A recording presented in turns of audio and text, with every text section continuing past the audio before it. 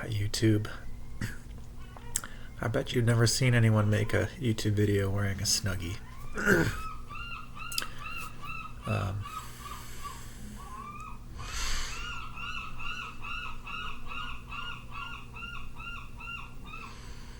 I wonder if you can hear that. We've got a lot of seagulls here where I live.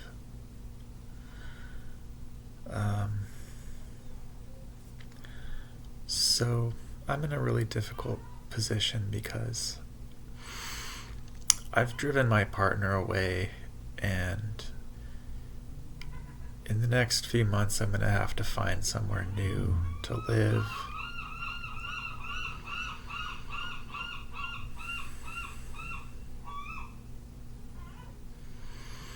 I can't work. It's 11 a.m. and just like a normal day, I woke up at 4 a.m. sick to my stomach. I ate dinner. I didn't overeat. I didn't drink any alcohol. It's just something that happens at 3 or 4 a.m. I get nauseous, and sometimes, like this morning, I ended up throwing up. And,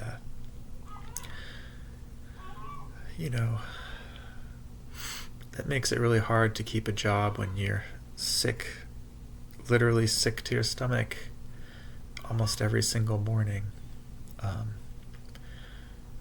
Because when you're autistic, your nervous system accumulates that stress. In a perfect world, I would be able to recover from my morning sickness and go into work whenever I was able. 2 o'clock, whatever. But that hasn't been the case. I haven't been able to find employment yet with hours that would really work for me so that I wouldn't have to keep taking sick days. And so what happens when your nervous system's overloaded as an autistic person? Well, you have meltdowns. And I don't feel like a victim. I understand that I play a role in how I melt down, but breaking things and saying I'm going to kill myself and stuff like that have been my habits since I was a single-digit child. I've never attempted suicide, and I don't plan on it. It's just something that I feel very strongly when I'm having a meltdown, that I wish I was dead. And the breaking things,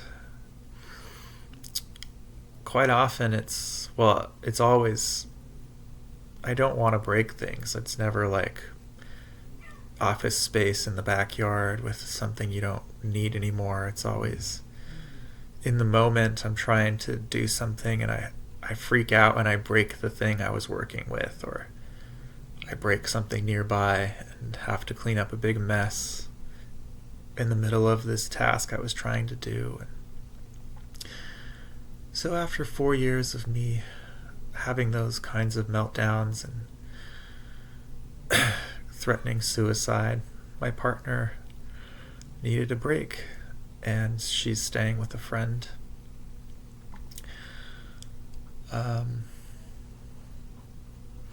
It's a double-edged sword, because on the one hand,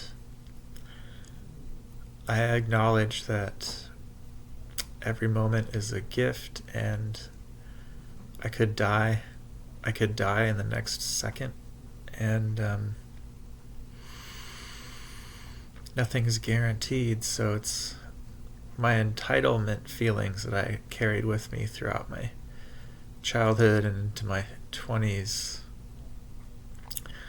where I was always upset that my life didn't look the way that I thought it should.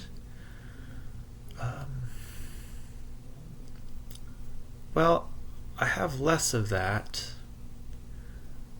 Of course, I'm still really sad and upset that like I have a cat. I'm looking at him right now. I've never had my own cat before.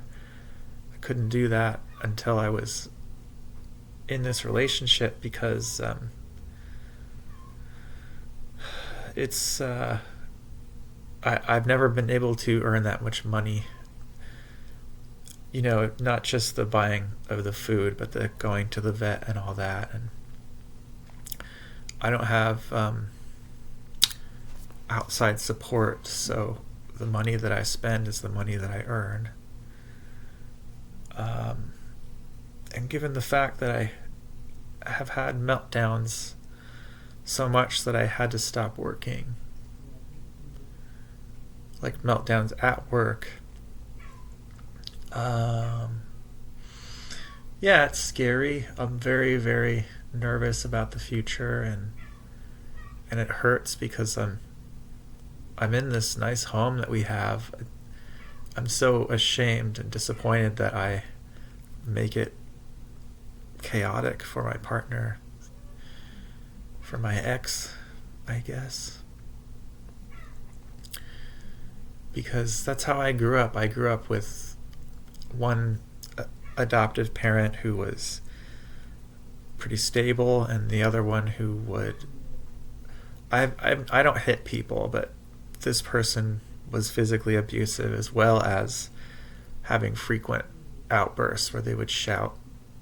And I don't berate people or abusively call people out or scream at them. I have meltdowns, and then I scream about, like, I just want to kill myself, I can't do this, it's all so fucked up. But I don't do the, like, you're this and you're that, and why don't you this?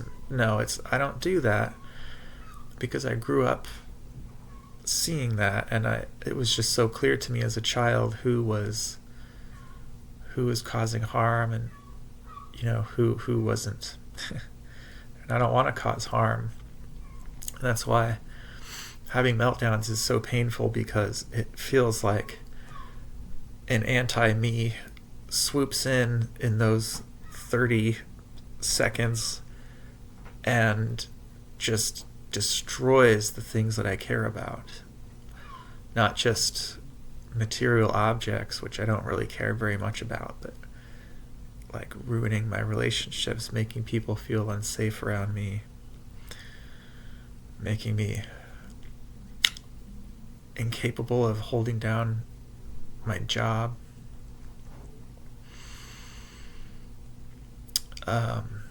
So I hope that I've applied with the Department of Vocational Rehab, and they have 80 days to make their decision. So I'm guessing that within 20 days I should hear back. And if I do get approved, they will help me find employment that's suitable to me. It helped me keep that employment. As well as they might also help me get a formal assessment, which could help me get other benefits, I suppose. But I've been trying to do this for the past 4 years, and if we lived in a country with good healthcare, 4 years ago I could have told my doctor, I think I'm autistic, I need an assessment, and I would have gotten it. But instead what happened was I asked for the assessment, and I was told, okay, well, you'll have to go to UW, and it will cost you about $2,000. So what I did instead was I got an ADHD assessment locally. I didn't have to go all the way to Seattle.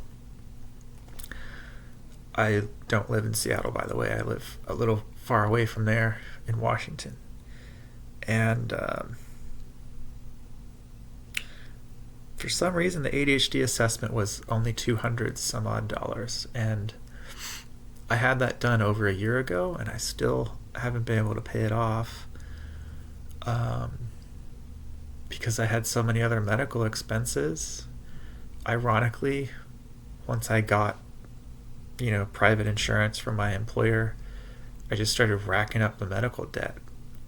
But when I didn't have insurance, well, I was using the state insurance. There was no medical debt. I mean, sure, I'd hear the same stuff like, oh, if you want to get this testing, you're going to have to pay hundreds of dollars. And then I would be like, well, crap, I can't do it then. So that hasn't changed. I just now get bills for every single thing that I do medically. Anyway, I don't have full control over my life. I don't know how much control we have over our lives. Whether you can just make a decision to go this way or go that way, or whether it's really all your destiny's in your hands, I don't really believe that fully. I think it's a mix. I think life tries to show us what we're meant to be doing, and we can ignore that and resist, or we can see that and trust. So I'm trying really hard to trust that everything's working out and this is what needs to happen and whatnot. I really hope I get to keep my cat. But even if I didn't, I'm almost certain that he would find that somebody kind would take care of him. But, that's not a foregone conclusion, and I'll try to make sure I keep my cat in my life. But, yeah, I don't have 100% control. I can't just manifest a bunch of money so that if I was rich, I would just live wherever, have my cat, and I wouldn't be threatened with homelessness and losing everything. Anyway, I can appreciate in this moment that I feel peaceful. And even though it's scary that my partner's gone and my life is changed, I can appreciate that in this moment, on my own, by myself, I can find a peaceful moment.